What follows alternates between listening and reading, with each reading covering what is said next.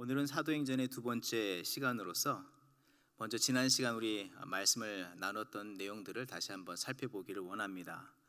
특별히 코로나 시대를 우리가 지나가고 있고 또 코로나 이후의 시대를 지금 기대하면서 살아가고 있는 우리들에게 정말 하나님께서 우리가 품어야 할 마음들, 믿음이 무엇인지를 계속해서 말씀해 주시는데, 지난 시간 우리는 첫 번째, 이 상황 가운데 우리가 갇혀 있다 할지라도 하나님의 주권을 더욱더 인정하라, 하나님의 주권을 더욱더 신뢰하라. 그것이 이 시대의 각 교회와 성도들에게 주신 하나님의 마음이라는 사실입니다. 두 번째로는 이 시대에 우리가 이 상황과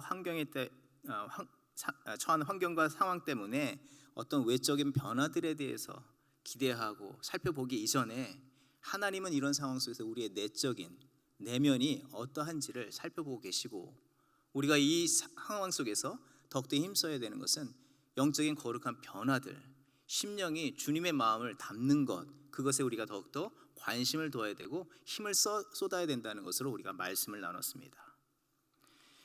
그렇다면 이제 이 하나님의 주권을 인정하고 영적인 새로움과 변화를 내면에서부터 이뤄가는, 그래서 이런 사람들이 앞으로 그럼 실제적으로 어떻게 살아가야 할지 오늘 이 말씀을 통해서 우리가 살펴보기를 원합니다. 오늘 본문의 말씀은 사도행전 1장 8절에서부터 우리가 살펴보기를 원합니다.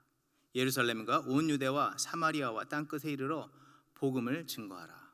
이 주님의 이 명령, 이 선교 대위임령을 초대교회들은 이 어려운 상황에서 어떻게 감당해냈냐 하는 것입니다. 또 우리가 이 시대를 살아가면서 이 말씀을 우리의 삶의 자리에서 어떻게 적용하고 이 문제들을 또 특별히 극복할 뿐만 아니라 선교의 사명들을 잘 감당할 수 있는가, 말씀을 통해서 우리 살펴보도록 하겠습니다. 예수님께서 승천하시면서 기다리라고 하셨던 성령이 오순절에 임하셨습니다. 초대교회에 놀라운 역사가 나타났습니다. 성령의 임재라는 이 신비한 체험을 하게 되었고, 또 오순절에 세계 각곳에 흩어진 디아스포라 유대인과 또 유대교로 개종한 이방인들이 모여서 그들이 알아들을 수 있는 언어로 하나님의 구원의 소식을 듣기 시작했다는 사실입니다. 여러분, 이 성령의 임재에 대해서 여러분 많은 관심 갖지 않습니까? 불같이 임하였고 혀가 막 갈라지듯이 불꽃이 막 임하였고 막 급한 바람이 막 일고, 그래서 여러분 많은 분들이 그것에 관심을 갖습니다. 나도 저렇게 성령 체험했으면 좋겠다. 물론 좋겠지요. 그러나 본문이 얘기하는 것은 핵심이 그것이 아니라는 것입니다.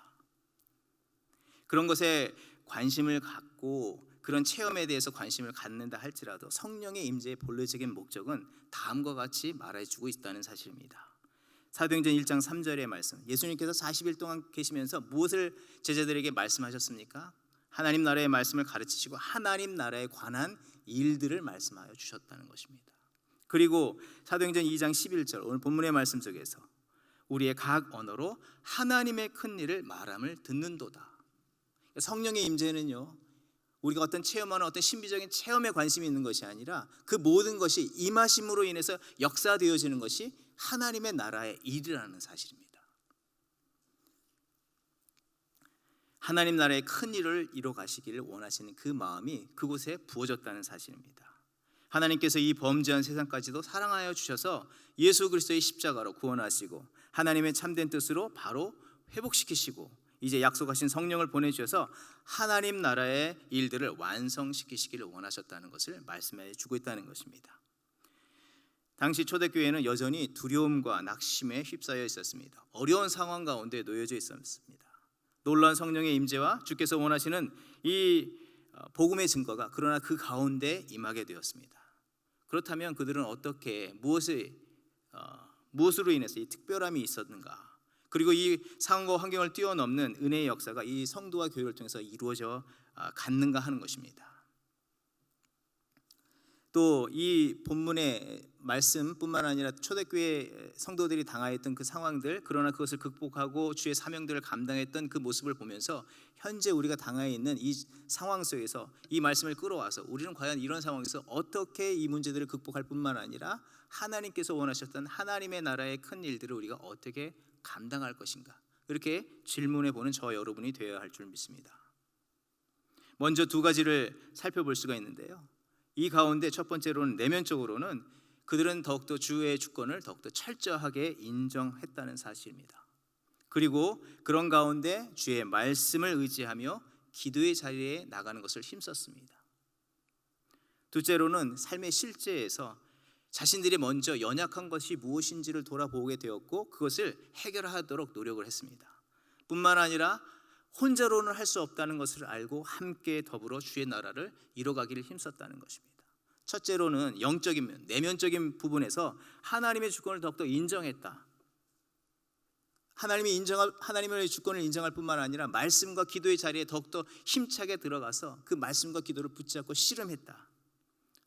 또 그 씨름한 자리에서 나와서 삶의 실제에서는 먼저 자신들의 연약함을 돌아보게 되었고 그것을 해결하기를 힘썼고 뿐만 아니라 하나님의 나라의 일을 위해서 함께 더불어 이 일들을 감당하기를 힘썼다는 것입니다. 그래서 두 가지로 우리가 살펴볼 수가 있는 것입니다. 첫 번째로는 성령께서 모든 일을 주관하고 계시다는 그 사실을 철저하게 인정했습니다. 사도행전 1장 8절의 말씀, 오직 성령이 너에게 임하시면 너희가 권능을 받고 예루살렘과 온 유대와 사마리아 땅 끝까지 이르러 내 증인이 되리라. 이것은 예수님의 명령입니다. 이것은 마치 이런 것과 같습니다. 한 나라를 다스리는 대통령에게는 특별한 권한이 있습니다. 이것을 행사할 수 있는 명령권이 있습니다. 그것을 한마디로 대통령령이라고도 표현합니다. 우리가 먼 얘기가 아니죠. 이번 코로나 확산으로 인해서 정부에서 긴급 재난 지원금을 이제 나눠주게 되었죠. 다 받으셨죠? 대통령이 사인을 합니다. 대통령령으로 사인을 하는 거죠. 사인을 합니다. 그렇기 때문에 재난 지원금이 우리에게 즉각적으로 전달이 되었다는 사실입니다. 그처럼 명령이 하달이 되면 그 뜻에 맞도록 즉각적으로 시행되고 효력이 발생이 되는 것입니다. 그 명령은 발동권자의 뜻, 그 안에 권세가 있고 이를 실행한 방법과 힘과 능력이 다 담겨져 있는 것입니다. 오늘 제자들에게 분부한 이 선교 위임령도 그와 같은 것으로 우리가 이해할 수 있다는 사실입니다. 내 증인이 되리라 하시니라. 여기서 쓰여진 에소만이라는 이 단어는 선행된 어떤 내용이 그 뜻에 따라서 그대로 되어지는 상태를 얘기합니다. 어떤 선행된 어떤 일에 의해서 그 뜻에 따라서 그것이 그렇게 되어지는 상태. 그래서 이것은 성령께서 뜻하신 바가 그 뜻대로 즉각적으로 시행되고 완성해 가신다는 것을 선언적으로 선포하는 메시지라는 것입니다. 결론적으로 성령이 너에게 임하시면 내 증인으로 살게 된다를 얘기하시는 겁니다. 성령이 너에게 임하시면 너희는 내 증인으로 이제 살게 된다라고 우리가 해석할 수 있는 것입니다. 그래서 제자들이 어떤 의지나 노력이나 결단이나 선택의 영역이 아니라는 사실입니다. 성령의 뜻하신 바대로 복음의 증인으로 마땅히 살게 된다는 것을 말하는 것입니다. 앞에서 살펴본 이 베드로의 설교가 그것입니다. 베드로의 헌신, 훌륭한 언변에 많은 사람의 수들이 회심하고 주께로 돌아오는 역사들이 있었습니다. 그것이 핵심이 아닙니다. 성령께서 친히 역사하신 것을 말씀하시고 그 역사가 성취됨을 미리 샘플로 보여주시는 것입니다. 이때 복음을 들은 사람은 누구라고 성경은 얘기하고 있습니까? 어디에 사는 자들이었다고 말합니까? 1차 바벨론 포로 기간 때 잡혀갔던 유대인들이 살던 인도나 티그리스강 유역, 이란과 이라크, 소아시아, 동서남북, 또 북아프리카, 또 이집트, 홍해, 리비아, 그리고 로마에서 온 사람들에게 복음이 전해졌습니다. 주께서 이들을 친히 불러 세우시고 주께서 지금 친히 전하시고 계시는 거예요. 제자들이 먼저 나갔습니까? 나간 것이 아닙니다. 오순절에 이 사람들을 다 불러 모으시고 성령이 임하심으로 인해서 성령께서 이 제자들을 통해서 복음을 증거하게 하셨다는 것입니다. 그들의 선택의 영역이 아니라 주권적인 주의 역사라는 것을 얘기해 주는 것입니다. 이렇게 봤을 때 사도 바울이 1차, 2차, 3차 선교 여행 이전에 땅끝이라고 불릴 수 있는 곳곳에 살던 자들에게 성령께서 친히 복음을 전하셨다. 이들을 통해서 교회를 세우시고 복음의 증인의 삶을 살도록 하셨다.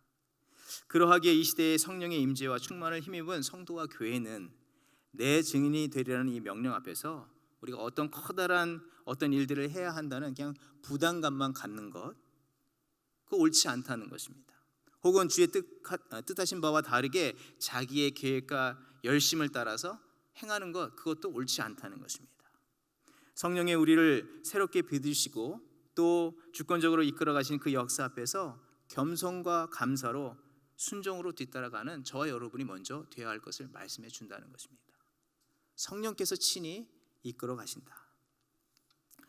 그들은 이 성령의 주권적인 역사 앞에서 무엇을 했다고 성경은 말하고 있습니까? 다른 것이 아니라, 자신의 열심들이 아니라 말씀과 기도의 자리로 더욱더 깊이 나갔다는 사실을 말해줍니다.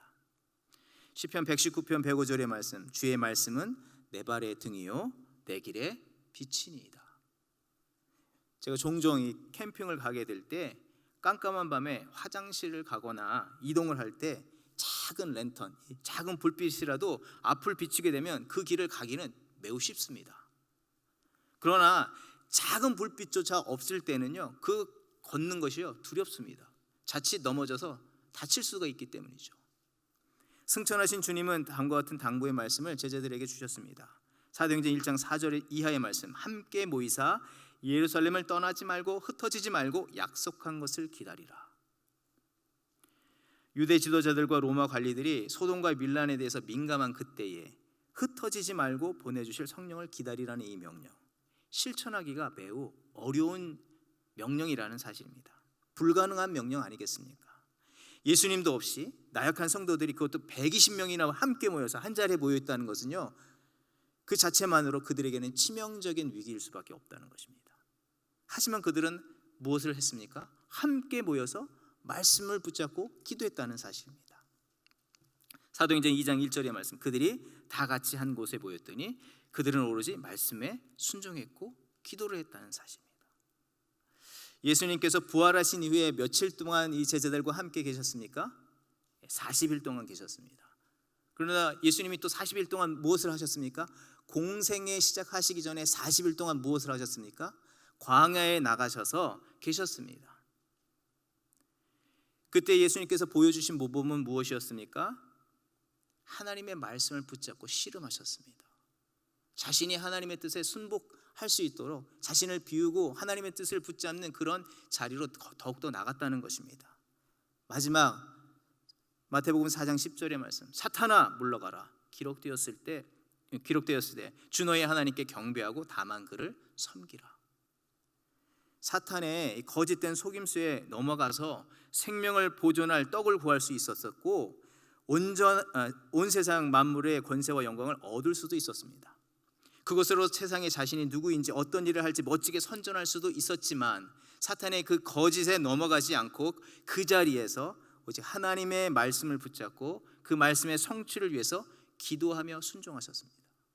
이제 40일 또 제자들과 함께 있으면서 예수님께서 제자들에게 부탁하신 것이 무엇입니까? 이 말씀대로, 이 말씀이 온전히 이루어질 때까지 말씀과 기도의 자리에서 머물러라라는 것입니다. 초대교회는 이 절박함 속에 갇혀 있었습니다. 그러나 그 자리에서 말씀 가운데, 기도 가운데 바로 섰다는 것입니다. 주님께서 구원을 이루어 가셨던 그 모습대로 그들도 주님의 모범을 따라서 그와 같이 했다. 말씀 앞에서 기도로 순종의 길을 걸었다는 사실입니다. 그렇다면 지금 이 코로나로 인해서 우리가 어려움을 당하고 있을 때에 우리가 이 사명을 동일하게 받지 않았습니까? 너희가 땅끝까지 내 증인이 될 것이다. 되게 하겠다. 우리가 가장 먼저 무엇을 신경 써야 하고 무엇을 마음에 품어야 하겠습니까? 하나님의 주권을 분명하게 더욱더 인정할 뿐만 아니라 우리는 다른 곳에, 다른 자리에 우리의 마음과 우리의 삶을 두는 것이 아니라 말씀과 기도의 자리에 우리의 삶을 두는 저와 여러분이 되어야 할 줄 믿습니다. 여러분, 코로나로 인해서 시간이 많이 지나니까 어떻습니까? 이제는 감염에 대해서도 너무 무감각해져서요, 이게 너무 많아졌다고 합니다. 더 많이. 이 감염의 위험도 무감각해질 뿐만 아니라 영적인 감각도 무감각해지지 않았습니까? 무엇을 어떻게 해야 될지 몰라 하고 있고요, 주신 사명을 잊기도 했습니다. 또 감당하려고 해도 지금 이 상황에서 뭘 어떻게 하라는 거야? 막막하기도 합니다. 그러나 다른 어떤 것보다도 지금 우리가 힘써야 하는 것이 있다면 주의 주권을 날마다 인정하는 것입니다. 하나님 살아계시죠. 역사의 주관자 되신 하나님께서 이끌어 가시죠. 하나님, 저는 신뢰합니다. 하나님, 내가 하나님 말씀 더욱더 집중하고 하나님의 뜻이 이루어지길 위해서 제가 먼저 순종하는 자가 되겠습니다. 그 말씀을 붙잡고 기도해야 하는 것입니다. 말씀을 붙잡고 하는 기도, 그냥 막연히 기도하는 게 아니라 말씀을 붙잡고 하는 기도, 또한 그 말씀대로 살겠다고 했던 그 기도, 자기를 부인하는 기도, 그 자리로 우리가 계속해서 걸어가야 한다는 사실입니다. 그때 하나님은 우리를 보호하실 뿐만 아니라 우리의 가야 할 길을 보여주시고 평강으로 인도하여 주시며 하나님께서 마침내 이루실 그 일들을 이루시며 하나님께서 영광을 받으시는 줄 믿습니다. 이와 같이 초대교회 제자들과 성도들 모두들이 하나님의 주권을 인정하고 말씀과 기도를 따라 살기를 힘썼을 때 하나님께서 그들에게 깨닫게 하시는 것들이 있었는데 두 가지였습니다. 첫 번째로는 결혼이 된 제자의 수를 충원시켜라, 채우라는 것입니다. 둘째는 더불어 함께 주의 사명을 감당하라고 하나님께서 그들에게 깨달음을 주셨습니다. 첫 번째, 결원, 빠져버린 인원을 채우라는 것입니다. 충원시키라, 채워라. 단지 12번째 자리에 결혼이 발생하여서 그 자리를 구색을 맞추기 위해서 메꾸라라는 말씀이 아니라는 것입니다. 또 이 12번째 이 사도를 다시 세우는 일에 누가 먼저 이 얘기를 했습니까? 사도 베드로가 기도 가운데 갑자기 불쑥 일어나가지고 12명 중에 이 12번째 제자를 세워야 되겠다라고 제안을 합니다. 이 제안은 어떤 제안이겠습니까? 개인적인 어떤 사도적인 어떤 권위나 자신의 경험에 의해서 또 자기가 바라는 어떤 바를 따라서 제안한 것이 아닙니다. 이 과정을 보게 되면 성령의 인도하심과 말씀과 충분한 기도 속에서 성령께서 깨닫게 하셨다는 사실입니다. 그런데 이것은 매우 기초적이고 중요한 일이기 때문에 깨닫게 하시고 그것을 먼저 행하도록 하셨다는 사실입니다. 그들이 먼저 회복해야 할 일들에 대해서 말씀하시는 것입니다.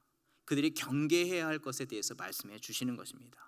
그리고 그들이 어떻게 사명을 감당해야 될지에 대한 방향성을 말씀해 주시는 것이 바로 이 결혼된 인원을 충원시키라는 것입니다.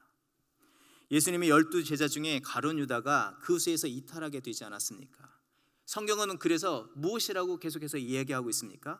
사도행전 1장 15절의 말씀, 예수 잡은 자들의 길잡이가 된 유다, 거룩한 사명을 받았으나 불의한 삭수로 배를 채우다가 곤두박질 친 자라고 성경은 말해주고 있습니다.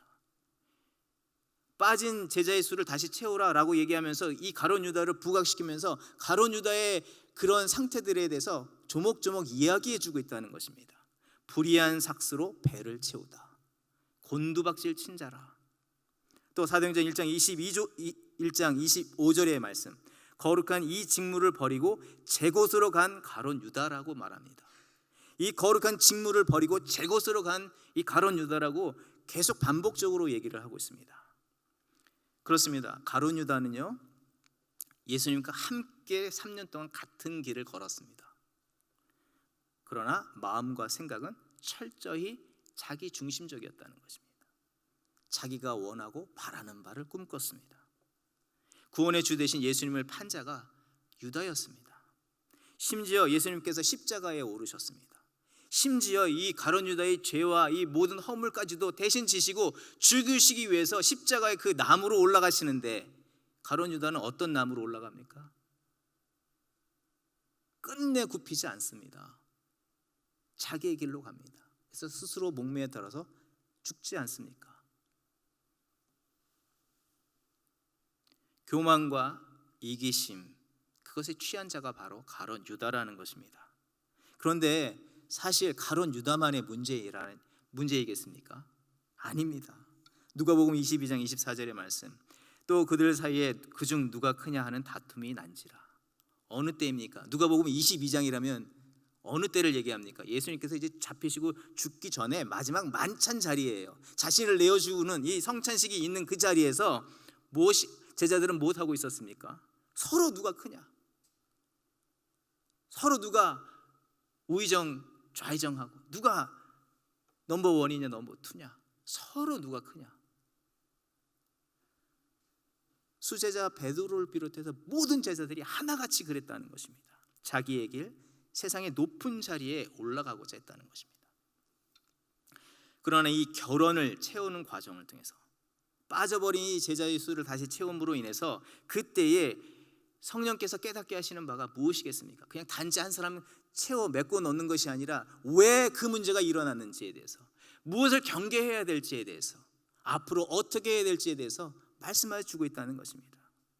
그렇게 교만과 이기심으로 자기의 길로 감으로 인해서 사명을 이루지 못할 뿐만 아니라 하나님 나라의 일에 방해거리가 되는데, 이제 너희들은 어떻게 살 것이냐? 성령이 임하였을 때 너희들이 해야 할 가장 먼저의 일은 너희 안에 있는 결함이 있는, 결혼이 되어 있는 이 믿음의 요소들을 다시 회복시키고 그 자리에 바른 믿음을 세우고 그 바른 믿음을 가지고 온전한 사명을 감당해야 된다는 것을 주께서 말씀해 주시고 계시다는 것입니다. 그렇다면 이 말씀을 오늘 우리에게 적용해 본다면 우리는 어떻게 이 말씀을 받아야 하겠습니까? 어떤 일에 앞에 서서 우리가 먼저 점검해 봐야 됩니다. 내가 주의 길에서 이탈된 것은 아닌가? 겉모습은 주님과 동일하게 3년 동안 4년 동안, 아니 30년 40년 동행하고 있다고 얘기하지만 내 마음은 유다와 같이 다른 길로 가고 있지는 않는지, 이 코로나 상황 속에서요, 다른 것에 우리가 관심 쓰지 말고 내가 정말 하나님 앞에서 다른 길을 가고 있지는 않았는지, 지나온 세월을 돌아보면서 지나온 걸음들이 어떤 걸음이었는지 자신이 잘 알 거예요. 그런데 이 코로나 이후에 우리가 어떤 삶을 산다고요? 어떤 삶을 살기를 원합니까? 똑같은 삶을 원합니까? 주님께서 원치 않으신다는 것입니다. 이 시점에 잠깐 멈춰서서 너희의 결혼이 된, 빠져버린, 이탈된 너희들의 믿음을 점검해 보라는 것입니다. 그대로는 갈 수 없다. 그렇게 가서는 안 된다는 것을 얘기해 주시는 것입니다. 참된 양식에 배부르기보다는 세상의 것으로 내 배 불리기 위해서 얼마나 많이 고군분투했습니까? 기복적인 신앙에 빠져 있지는 않았습니까? 주의 사랑과 구원이 완성되는 그 마지막 만찬 석상에서 고작 자기의 높음, 나의 오름, 제자들이 다 고만고만한데 거기서 머리를 디밀고 내가 조금 더 크다, 고작 거대한 하나님의 구원의 역사가 앞에서 시작이 되고 있는데 고작 하는 것이 고작 내 입지와 내 위신, 치열하게 싸우지만 사실 너무 유치하지 않습니까? 치열하게 보이는데 너무 유치한 거예요.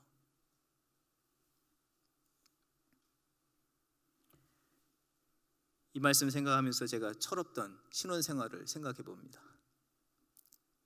아니, 사랑해서 결혼했는데요, 왜 치약을 왜 이렇게 짜고 왜 신발을 저렇게 거꾸로 벗어놓고, 사랑해서 결혼했는데 신혼이 아니었어요. 사실 치열하게 싸우는 거예요. 왜 당신은 왜 그러냐고. 아니, 거기서 그걸 따져봐야 못하겠어요. 사랑이 더 큰데 사랑은 생각 안 되고요. 왜 그렇게 하느냐. 지금도 여러분 그렇지 않습니까? 사랑하는 가족 안에서 너는 왜 그러냐? 큰 애는 큰 애대로, 작은 애는 작은 애대로, 남편은 남편대로 왜 그러냐? 본질을 못 보는 거예요. 자꾸 자기중심적으로, 이기적으로. 그래서 남는 게 뭐예요? 이 코로나 상황에서 지금 가족들과 많이 있는데 여러분 상처를 너무 많이 주지 않습니까? 또 나 상처를 너무 많이 받았다고 얘기하지 않습니까? 아니, 주님의 사랑이 크다면서요. 주님의 사랑으로 내가 지금 이 은혜 가운데 산다면서요. 근데 왜 자꾸 분쟁이 일어날까요? 그리스도의 피로 한 형제된 교회, 형제 자매들끼리 왜 그럴까요? 서로 잘 되자고 한 직장에 모여서 열심히 일하는데 직장 안에서 누가 옳으네, 누가 크네, 누가 저런 말을 했네, 서로 이기심, 시기, 질투, 치열하게 다투는 이유는요, 자기 세상이 깨질까 봐에 대한 두려움입니다. 내 것이 깨질 것에 대해서 두려움, 내 길이 망가질 것에 대한 두려움. 그래서 주님의 길에 대해서는요 잊어버린다는 것입니다. 근데 그 순간에 성도는요, 하나님 나라의 관점으로 바라본 저와 여러분이 되어야 할 줄 믿습니다.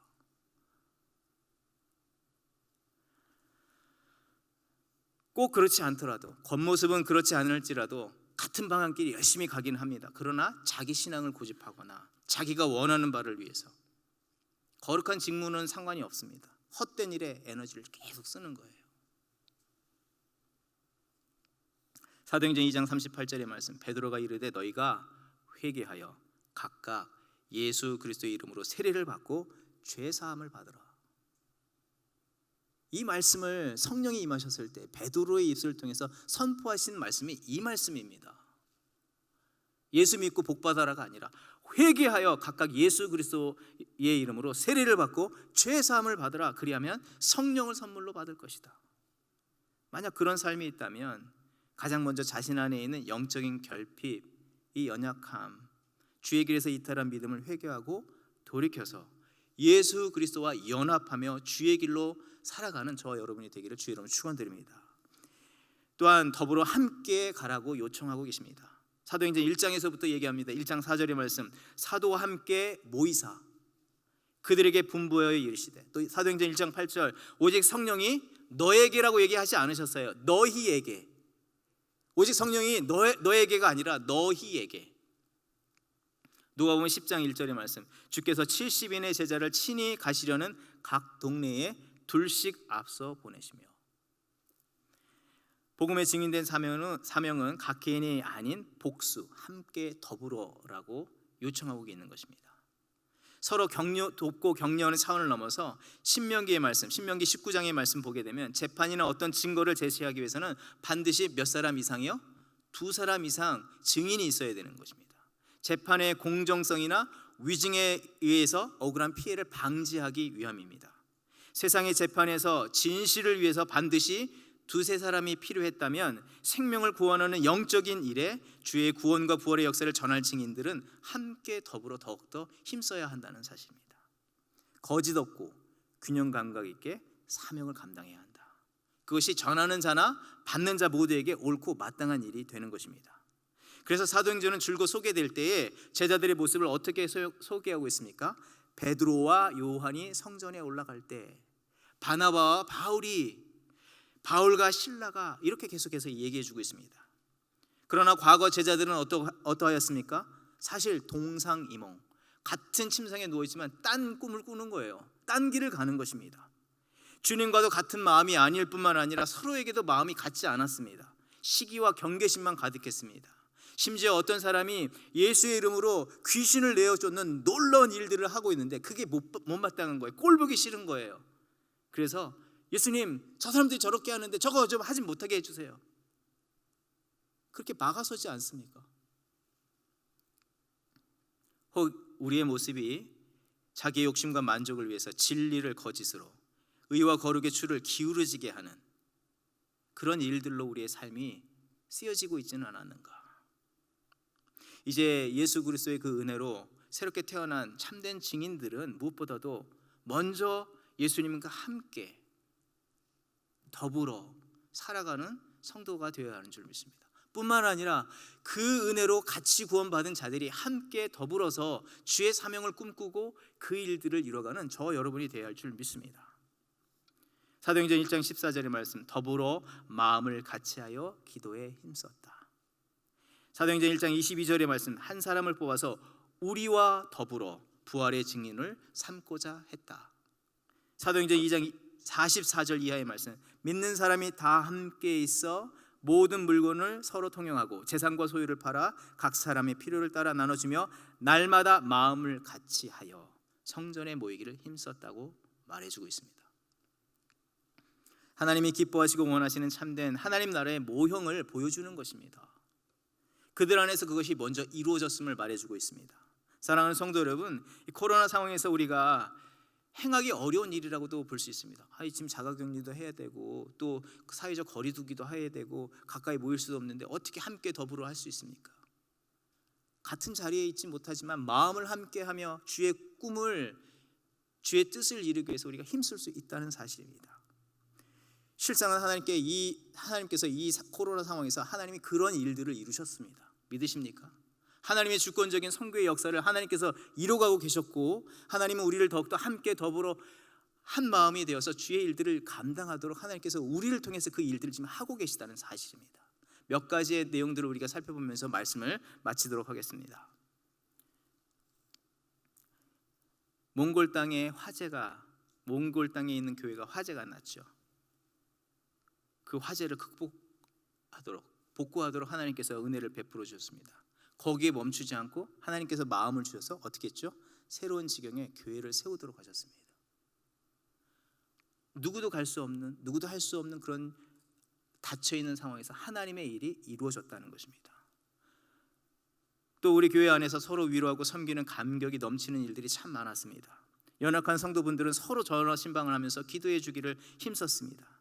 코로나 백신이 보급이 되지 않은 상태에서 항암 투병을 하고 계신 여러 성도님들이 계셨는데, 어떤 분이 이름을 밝히지 않고 그분의 건강 회복을 위해서 좋은 음식을 만들어두고 필요한 생필품들을 준비해서 그 집 앞에 두고 가시는 일들이 많았습니다. 그래서 어떤 때는요, 목회자가 마치 흥신소, 신부는 센터인 것처럼 전화해서 물어보시는 거예요. 도대체 이 사람이 누군지 좀 알아봐 달라는 거예요. 뒷조사 좀 해달라는 거예요. 이분이 나에게 이렇게 선과 사랑을 베풀었는데 과연 이분이 누군지 좀 알려줬으면 내가 감사의 인사라도 전할 텐데 좀 알려주세요. 목사님 아세요?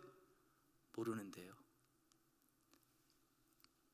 뿐만 아니라 어떤 성도님은 지금도 항암 치료를 받고 계신 분이 계십니다. 그런데 교회에 오셔서 예배하기를 원하셔서 교회에 오실 때 홀로 오시는 것이 아니라 그동안 자신을 위해서 중보 기도해 주신 연로하신 다른 성도님을 운전해서 친히 함께 모셔서 교회에 오셔서 같이 예배를 드리셨다. 물론 그 모든 분들 백신 접종을 다 받으시고 함께 교회에 오셔서 예배 드리길 원하셨던 분들입니다. 그 외에도 많은 성도님께서 함께 더불어 이 주의 뜻을 위해서 먼저 하나 되고 그 일들을 위해서 헌신하고 있다는 사실입니다. 사랑하는 성도 여러분, 이와 같이 참된 예수 그리스도의 복음에 참된 증인된 우리 모두 주의 말씀처럼 주의 이루시는 이 주권적인 역사 앞에 겸손과 충성, 말씀을 붙잡고 살아가는 저 여러분이 되어야 할 줄 믿습니다. 먼저 그러면서 동시에 우리 안에 연약한 것, 이탈된 부분들이 무엇인지를 말씀에 비추어서 살피고 바른 믿음을 갖는 저 여러분이 되기를 원합니다. 뿐만 아니라 주께서 원하시는 그 뜻을 따라서 참된 증인된 자로서 함께 더불어 서로 위로하고 격려할 뿐만 아니라 주의 나라를 위해서 헌신하는 저 여러분의 삶이 되기를 주의 이름으로 축원드립니다.